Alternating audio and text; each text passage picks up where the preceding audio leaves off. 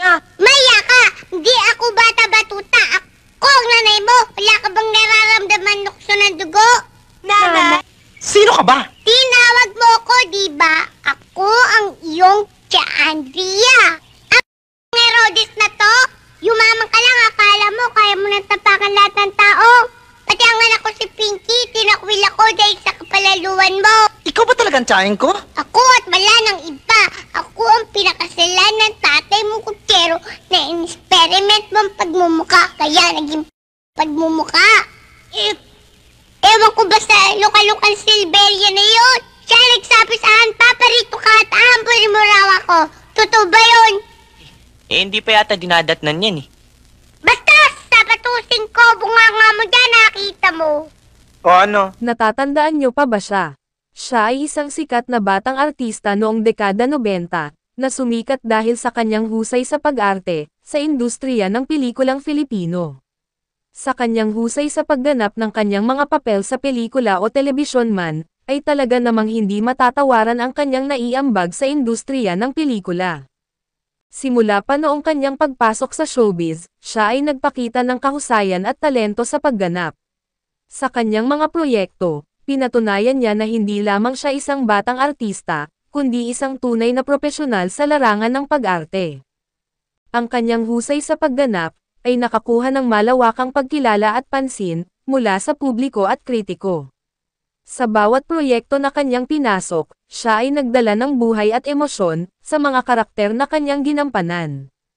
Ang kanyang husay sa pag-arte, ay nagbigay ng inspirasyon sa mga kapwa niya artista, na baguhan pa lamang sa industriya ng pelikulang Filipino. Bago tayo magpatuloy, baka naman, pwede maglambing, paki-like and share naman ang mga videos ko, at paki-subscribe na rin, malaking tulong na po ito, upang mapalago pa ang aking munting channel. Maraming salamat po.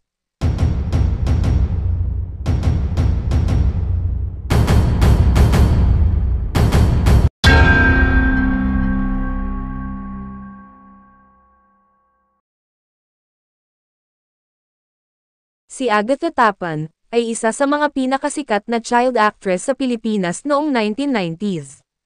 Nagtrabaho siya sa ABS-CBN, at naitampok sa maraming pelikula, programa sa telebisyon, at komersyal. Sumikat si Agatha, matapos gumanap bilang Denise, sa isang sikat na palabas sa telebisyon ng ABS-CBN noong dekada 90, at ito ay ang telenobelang Mara Clara, kung saan, ay kasama niya ang mga biteranang aktres, na sina Judy Ann Santos at Gladys Reyes. Ang nasabing drama series, ay nang ibabaw sa telebisyon ng Pilipinas, sa loob ng ilang taon. Ilan pa nga sa mga teleserye at pelikulang kanyang ginawa, ay ang mga sumusunod.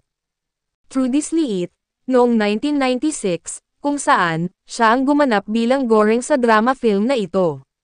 Nakasama niya rin ang mga bigating artista sa pelikulang ito, tulad ni Julio Diaz, Amy Austria, Jean Garcia, at Mary Joy Adorable. Mara Clara, the movie, noong 1996 pa rin, kung saan, ito ay pinagbibidahan nina Judy Ann Santos, at Gladys Reyes. Siya ang gumanap sa karakter bilang Denise, sa drama at romance film na ito, na ipinalabas noong September 18, 1996. Mara Clara, ito ay isang Philippine drama television series sa ABS-CBN, na pinagbibidahan nina Judy Ann Santos, at Gladys Reyes, kung saan, ay gumanap din siya bilang Denise. Ang serye ay umere mula August 17, 1992, hanggang February 14, 1997. Be Careful with My Heart, kung saan, ay ginampanan naman niya ang papel ni Melinda Flores, sa 2012 Philippine daytime television drama na ito, na ipinalabas tuwing tanghali, kung saan, ito ang noon-time block ng ABS-CBN, mula July 9, 2012, hanggang November 28, 2014. Maalaala mo kaya, kung saan, ay ginampanan niya ang papel bilang katulong, sa seryeng ito ng drama sa telebisyon sa Pilipinas. Family Feud Philippines, siya mismo ang lumabas sa game show na ito, sa telebisyon sa Pilipinas na batay sa orihinal na palabas nito. Love and Kisses, noong 1997, na pinagbibidahan ni Vic Soto, kasama sina Beth Tamayo at Vina Morales. Siya ang gumanap bilang Kikay sa 1996 Philippine romantic comedy film na ito. Sana Naman, noong 1996, na pinagbibidahan ni Judy Ann Santos, kasama sina Gladys Reyes, Jean Garcia, Joel Torre, at Tirso Cruz III.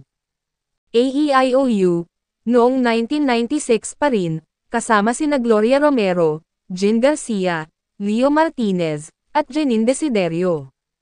Sa kabila ng ganda ng takbo ng kanyang karera sa showbiz, at natamong kasikatan, ay nagpa siya ang aktres, na lisanin ang industriya ng show business, upang tutukan at ipagpatuloy ang kanyang pag-aaral, at dahil na rin sa iba pang personal na dahilan. Natapos ni Agatha ang kursong AB Communication, sa De La Salle University sa Dasmariñas. Nagtrabaho siya sa negosyo ng kanyang ina, at tumulong sa pagtatayo ng isang ahensya. Noong 2015, ay ikinasal si Agatha Tapan, sa kanyang non-showbiz boyfriend, na si Romal Galiza. Sila ay nagkaroon ng isang anak na babae, pagkaraan ng 4 na taon ng pagsasama. Sa ngayon, ang ex-celebrity ay isang hands-on na ina, at nagtatrabaho sa ANC ng ABS-CBN, bilang Business Development Analyst, at kasalukuyan rin siyang nagtatrabaho bilang FWD Financial Wealth Planner. Aktibo rin siyang nakikibahagi sa kanyang simbahan. Hoy, Pinky! Magmamano ka ba o hindi? Malapit na kitang batukan! Sige na.